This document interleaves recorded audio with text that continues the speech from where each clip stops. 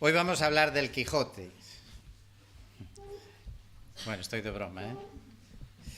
Lo digo porque el domingo pasado, y aunque no esté, luego procuro escuchar y saber lo que ocurre por aquí. Y el domingo pasado Paco nos decía, hoy vamos a terminar la Biblia. Así que si terminó con la Biblia, vamos a hablar de otra cosa.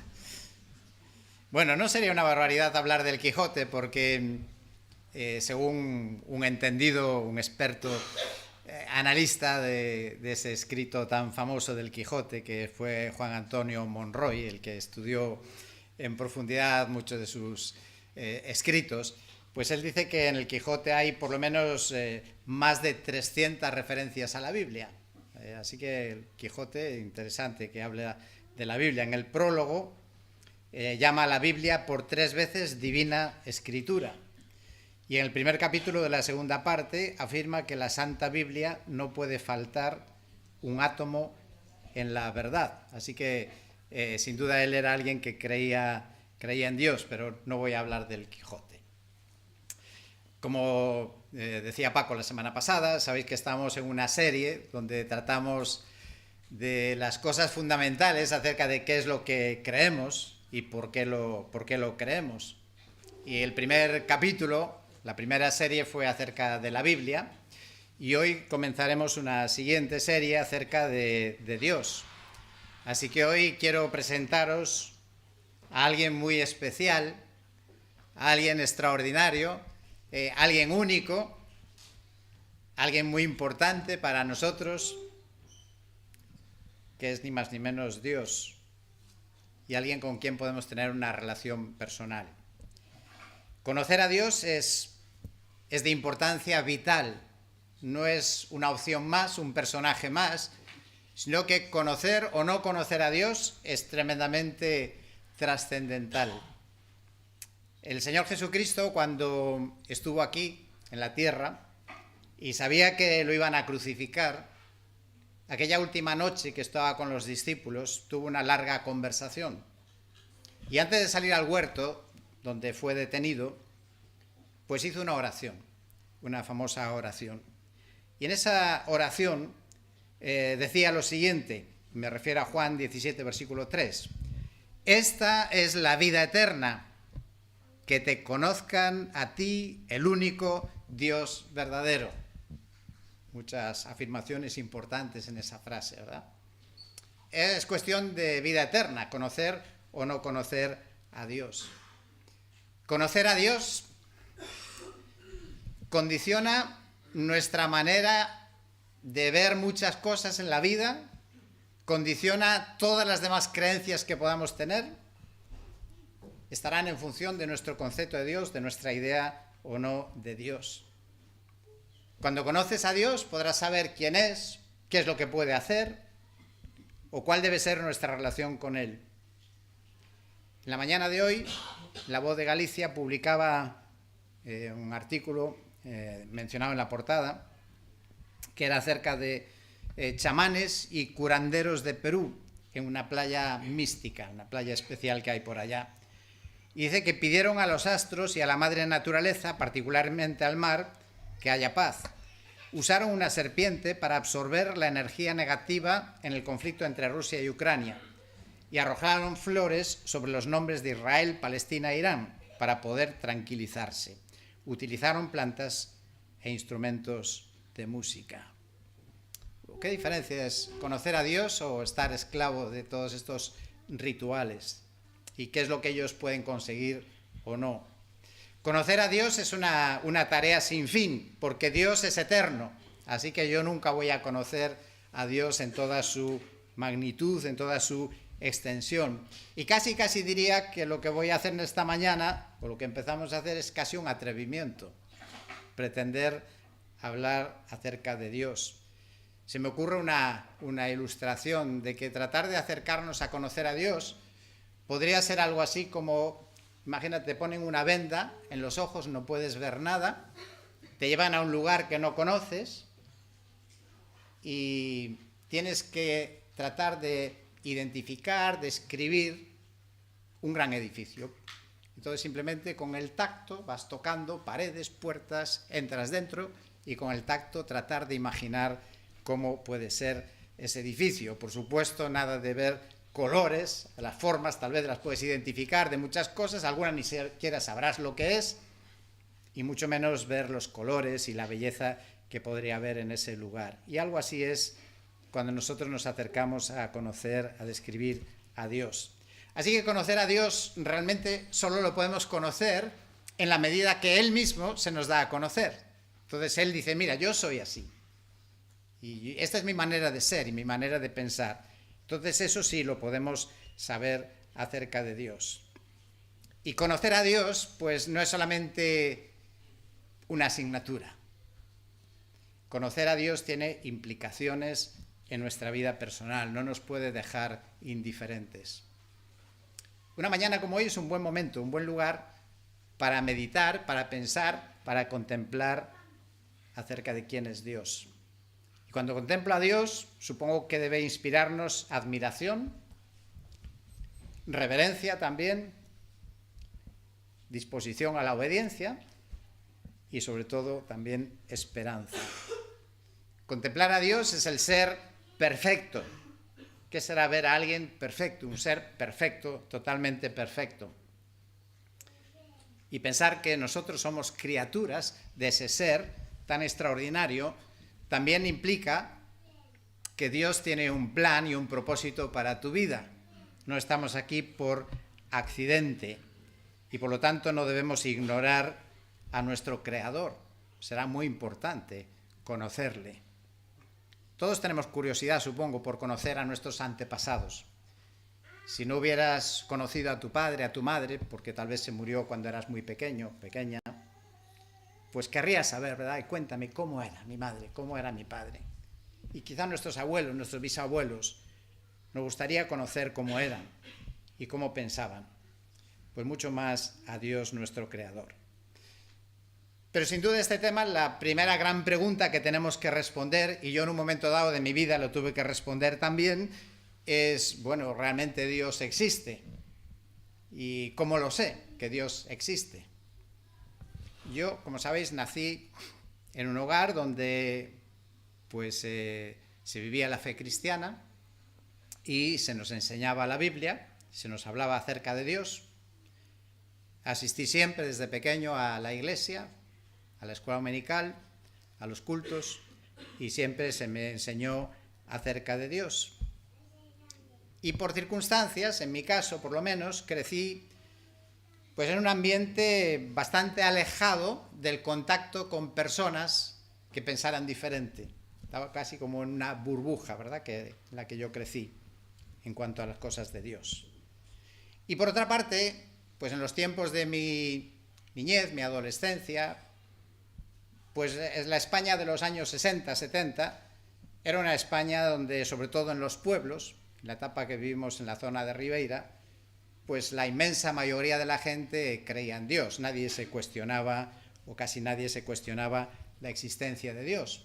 De hecho, los sábados, cuando salíamos a repartir tratados, íbamos a un pueblo, a otro, el grupo de jóvenes, con otros más mayores de la iglesia, pues las conversaciones con las personas no eran tanto la duda si Dios existía o no, o la negación de su existencia, sino más bien la gente lo que te planteaba es que yo no me quiero cambiar de religión, pero no había dudas en cuanto a este tema. Pero luego llegué a la universidad en Santiago y me encontré con la Liga Comunista Revolucionaria, con los compañeros que leían a Juan Salvador Gaviota, que es un libro muy interesante, donde habla de esa gaviota que quiere volar diferente a las demás, que no quiere ser como todas, en bandada, y busca la libertad. Y este un poco era el espíritu de aquella generación con los cambios políticos que estábamos viviendo en España.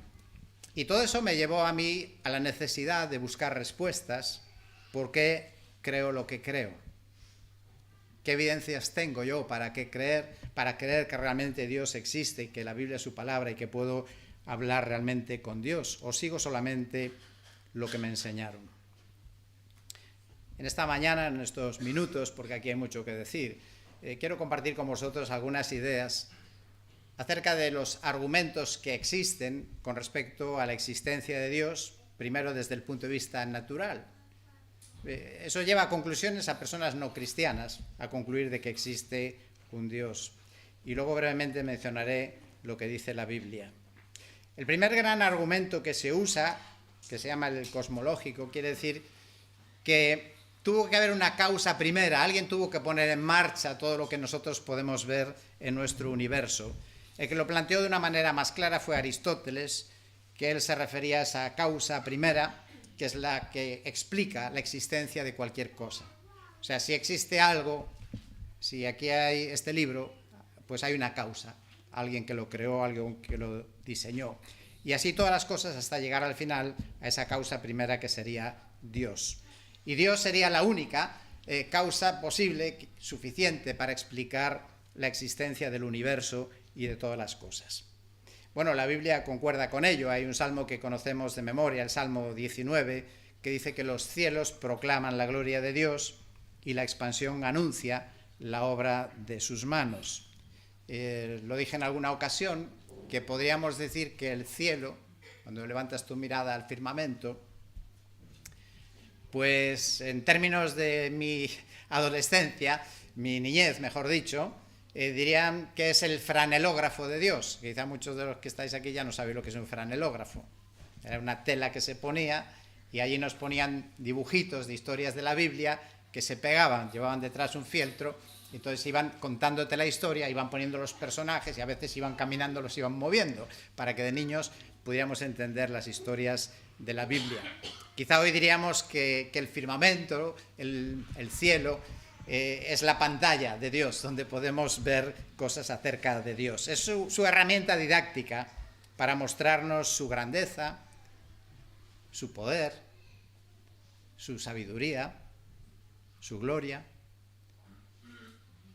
Basta que mires las flores que hay aquí delante para ver la maravilla del diseño de la creación. Ahora, claro, hay los que no quieren creer en Dios y para ellos su explicación es que el universo no tuvo un principio, siempre existió, siempre estuvo ahí.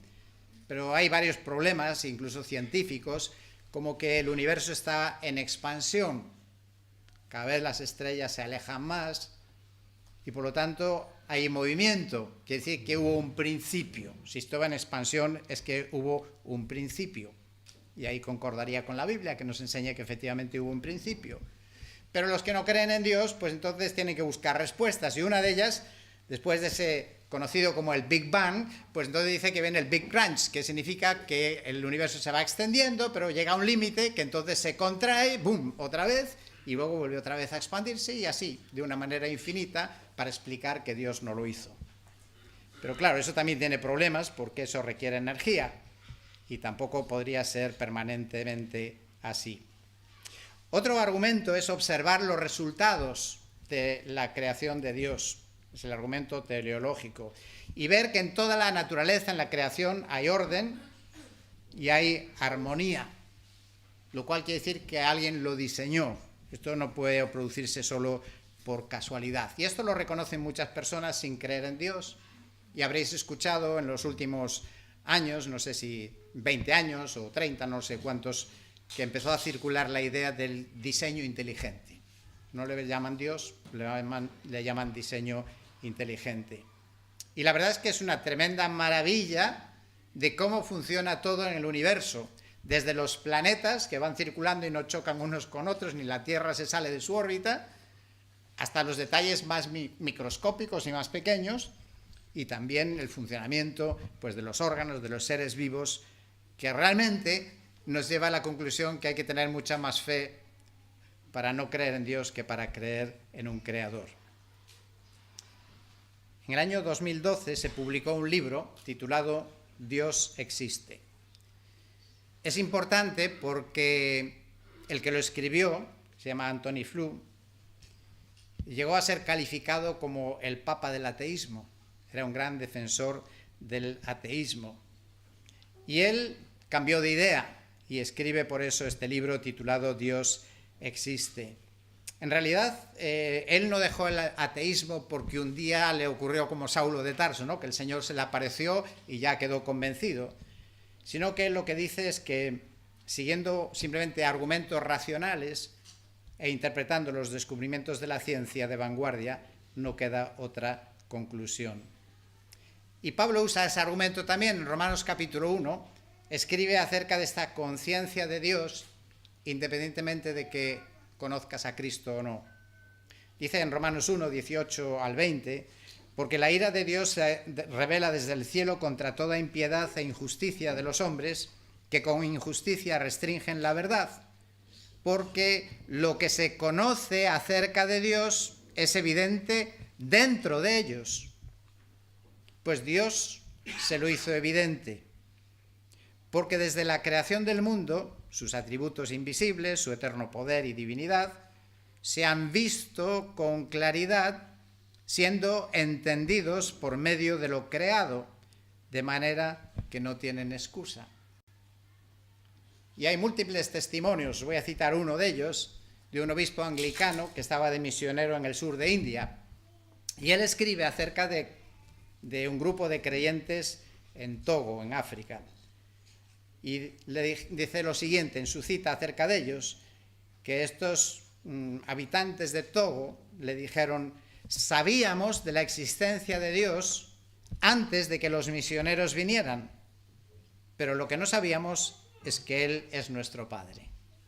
La conciencia, en el fondo, todo ser humano sabe que existe algo más. Ahora, de este universo tan grande e infinito, podemos concentrarnos por unos minutos en lo más extraordinario de la creación. Eres tú. Somos los seres humanos. Este es el argumento antropológico. Este ser único en el universo que tiene una conciencia moral, tiene una conciencia religiosa. Y la gran pregunta es: ¿de dónde salió en el ser humano ese sentido de lo que está bien y lo que está mal, que es común a todos los hombres? Una misionera, Marilyn Lazo, dedicó toda su vida a traducir la Biblia, en este caso a un pueblo de Auna, de Nueva Guinea. Y cuando estaba haciendo la traducción se encontró con una palabra que no sabía muy bien cómo traducir allí, la palabra pecado. Entonces le empezó a hacer preguntas a la gente qué es lo que ellos creían que era pecado, que estaba mal. Y entonces le dijeron: es mentir, es robar, es matar, es quitar la mujer a otro. Y ella, pues dice, se quedó pasmada porque le estaban diciendo las normas de Dios tal y como aparecen en los 10 mandamientos sin haberlos conocido. Un antropólogo escribió un libro con más de 400 comportamientos humanos que son comunes en todo el mundo. Somos diferentes, ¿verdad?, de unos países a otros, pero hay cosas que son comunes a todos los seres humanos. Y, por ejemplo, en esa lista de 400 cosas están los juguetes, tener juguetes, los chistes, contar chistes, bailar, contar proverbios, temor a las serpientes o atar cosas. Pero también encontró que los conceptos de lo que está bien o mal, y también los elogios hacia la generosidad, el considerar que ser generoso es algo bueno y positivo. Y Pablo usa también este tipo de argumentos en Romanos capítulo 2, versículos 14 y 15, al mencionar esa ley escrita en nuestros corazones. Dice: cuando los gentiles que no tienen la ley, es decir, que no conocen la Biblia, no conocen la palabra de Dios, no saben lo que Dios ha dicho, nunca han escuchado nada acerca de Dios, y dice Pablo, pero cumplen por instinto los dictados de la ley. Ellos, no teniendo la ley, son una ley para sí mismos, ya que muestran la obra de la ley escrita en sus corazones, y su conciencia dando testimonio, y sus pensamientos acusándoles unas veces y otras veces defendiéndolos. Un cantante americano que habla a veces de forma simpática, no sé si ya murió, se llama Barry McGuire. Y en una ocasión estaba contando acerca de eso, de cómo las personas, aún sin conocer la Biblia, tienen este sentido de lo correcto y de lo incorrecto. Y dice, mira, hasta los caníbales saben que está mal comer a los humanos. Y decía él así en tono de humor, porque si un caníbal ve que te acercas a él con malas intenciones, te va a decir, no, a mí no me muerdas, porque sabe que eso no es lo correcto. La gran pregunta es que si todo lo que existe en el mundo no viene de Dios y es fruto de la materia, de la casualidad, de la evolución, ¿qué pasa con nuestros pensamientos y nuestros sentimientos? ¿Realmente lo que tú piensas y sientes solo son reacciones químicas de la materia? ¿El amor, lo bello, la estética, la verdad no son más que reacciones químicas? Si es así, ¿qué valor tienen? ¿Cómo sabemos qué es la verdad? Que nuestro cerebro no nos engaña. Y todo eso evidentemente se explica mucho mejor con la creencia en Dios. Hay gente que sin creer en Dios reconoce esa necesidad de Dios, de creer en un Dios. Dijo Salvador Dalí: creo en Dios, pero no tengo la fe. ¿Y por qué cree? Pues dice: por las matemáticas y las ciencias particulares sé que es indiscutible que Dios tiene que existir, pero no me lo creo. Qué dificultad de aceptar. Hay algo que hace que el ser humano a veces genera resistencia a admitir la idea de un Dios creador, de un Dios personal. Y Pablo por eso tenía que predicar. Cuando llega a Atenas, una capital importante, la capital del pensamiento en la antigua Grecia, pues él allí empieza a disertar. ¿Y de qué les habla? ¿De Abraham y de Moisés? No. Pero les habla del Dios que a todos nos da vida y aliento y a todas las cosas. El Dios que luego cita precisamente a uno de sus poetas, dice, hablando de uno de ellos: como algunos de vuestros mismos poetas han dicho, porque también nosotros somos linaje suyo. Aun donde era mundo no cristiano, reconocían la existencia de un Dios. Y un argumento más también, antes de ver alguna cosa de la Biblia en particular. Hay otro argumento que es la historia. La historia también nos habla de Dios. ¿Cómo es posible que en todos los pueblos del mundo existe una noción de la existencia de un creador, de un Dios, de un ser supremo, de un hacedor de todas las cosas? De hecho, la idea, al contrario de lo que a veces se ha dicho, pero los grandes estudiosos honestos reconocen que el monoteísmo, es decir, la creencia en un Dios, es anterior al politeísmo. El monoteísmo, creer en un Dios, no es una evolución del politeísmo, sino que es al revés. El politeísmo, creer que hay muchos dioses, es una desviación de creer en el único Dios. Y es muy interesante que en los pueblos donde la gente fue educada en el ateísmo, hay una búsqueda de Dios. Podríamos decir: vale, yo creo en Dios porque yo fui criado en una familia que creía en Dios y vivo en un país donde todavía se dice que es un país cristiano. Pero ¿cómo es que en países donde han sido educados sin Dios, enseñados que Dios no existe, hay una tremenda búsqueda de Dios? ¿Sabéis cuál es el país donde hay más ateos en el mundo? En la China. Pero sabes que al ritmo que se están convirtiendo a la fe cristiana, si siguen en este ritmo, en el año 2030 será el país del mundo con más cristianos, el país en el que han sido criados en el ateísmo. ¿Cómo sabemos que Dios existe? Aparte de la historia, podemos hablar de la Biblia. Ya hemos hablado de ese tema de la Biblia, le llaman algunos el fenómeno de la Biblia. Este libro es un fenómeno, es que no hay nada comparable con la Biblia. No hay nada que tenga explicación de un libro tan variado, de autores diferentes, épocas tan diferentes, y que concuerda sobre temas tan polémicos como es el origen de la vida o el sentido de la vida. Otro argumento que a mí me influyó mucho también son las profecías. Profecías increíbles, numerosas, insólitas, y que se han cumplido. ¿De dónde vino? ¿Cómo lo sabían? Y por último, el gran argumento sin duda es la persona central aquí en esta mañana, que es la persona de Jesucristo. Jesucristo, que es Dios hecho carne, es la forma más palpable de Dios, es ver a Cristo. Cristo es la imagen de Dios, dice Pablo en Colosenses. No es un Dios inferior, sino que es el mismo Dios que se hizo hombre. Pero Él será otro de estos temas que tendremos más adelante. Ahora, en unos minutos más, para concluir, me gustaría también mencionar qué dice la Biblia acerca de la existencia de Dios. Y la primera gran cosa que nos puede sorprender es que la Biblia no se molesta en tratar de demostrar que Dios existe. Lo da por sentado, Dios existe. Es lo más natural. Como comienza la Biblia, en el principio creó Dios los cielos y la tierra. Es decir, que nos presenta la actividad creadora de Dios, pero no nos explica de dónde vino Dios ni de dónde salió, porque era evidente que hay un creador. Cuando Dios creó al ser humano,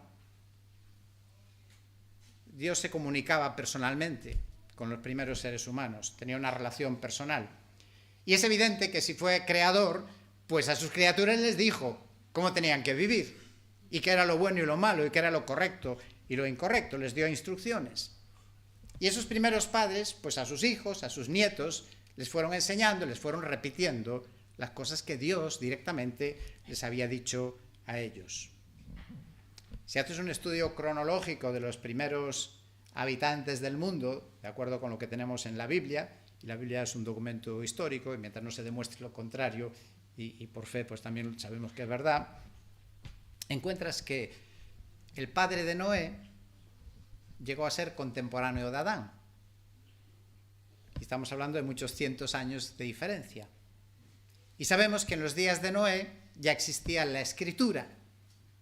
Por lo tanto, la escritura se podía registrar, y de hecho Moisés se basó seguro en registros escritos, en esa tradición oral, pero no que venía de generaciones y generaciones, y bueno, que las cosas, ya sabéis el cuento ese de los disparates, ¿no? Que se va uno repitiendo y termina contando una historia diferente. Porque si resulta que el padre de Noé fue contemporáneo de Adán, las informaciones que se registraron eran realmente de primera mano.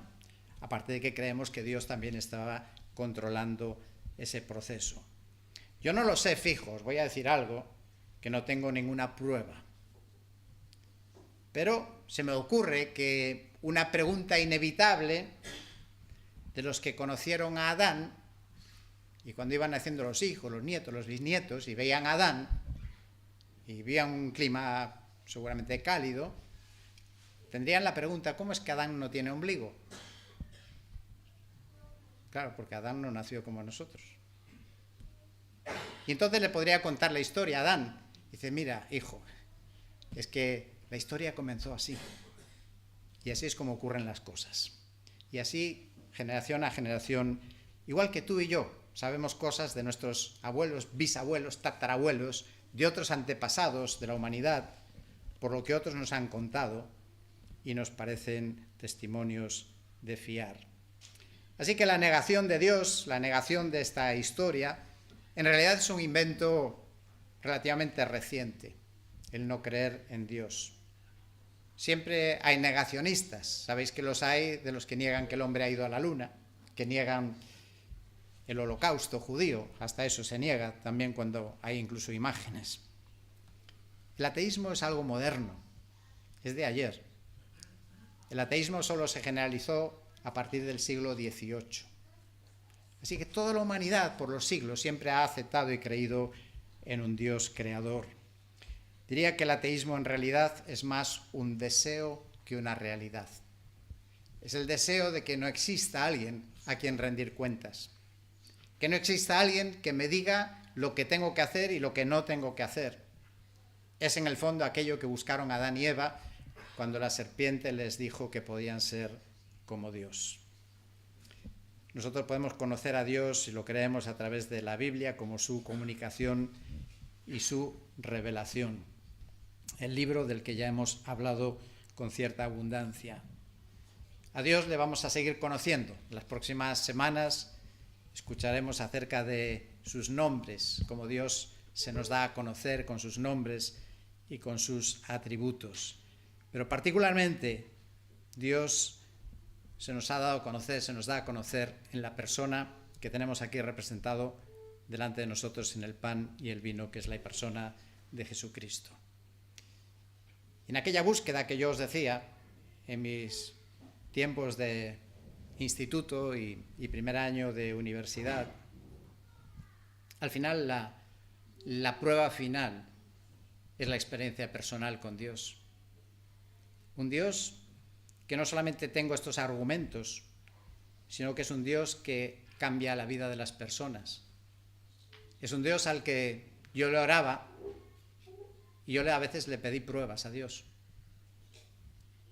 Creo que es algo con lo que no debemos de jugar, pero creo que es lícito cuando hay una sincera búsqueda y necesitamos confirmar nuestra fe, igual que lo hizo Gedeón, igual que lo hicieron otros. Y yo pasé por esa experiencia también, porque yo quería tener la certeza de que no eran sensaciones, que no era una tradición familiar, sino que era realmente una fe auténtica y que lo que yo creía y vivía era real. Y cuando llegas a conocer a Dios, conoces a alguien profundamente admirable, alguien de una tremenda grandeza y poder y sabiduría, que qué bien que le puedo conocer, y que qué bien que puede ser mi padre, y que qué bien que puedo hablar con él, y qué bien que puedo llevarle a él mis cargas y mis preocupaciones. El privilegio de que yo soy, que tú eres imagen de Dios. Y en la medida que nosotros reconocemos a nuestro Creador, podemos conocernos también a nosotros mismos y ver el infinito valor de cada ser humano. Tú tienes un valor incalculable para Dios. Los que no creen en Dios, tristemente, para ellos un recién nacido, fruto de la materia y del azar, ¿qué valor tiene? En Cristo vemos la bondad de este Dios, la bondad de querer darse a conocer, de acercarse a nosotros en la persona de Cristo.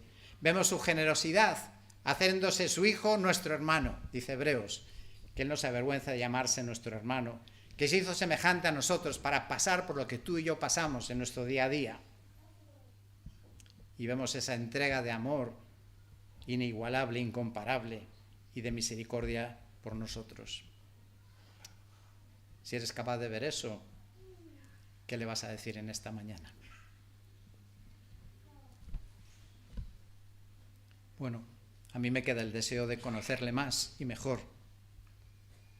Y luego de adorarle.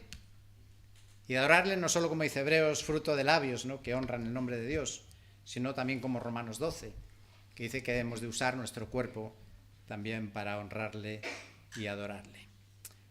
Pues que en esta mañana el Señor nos ayude a admirar a nuestro Dios, a contemplarle.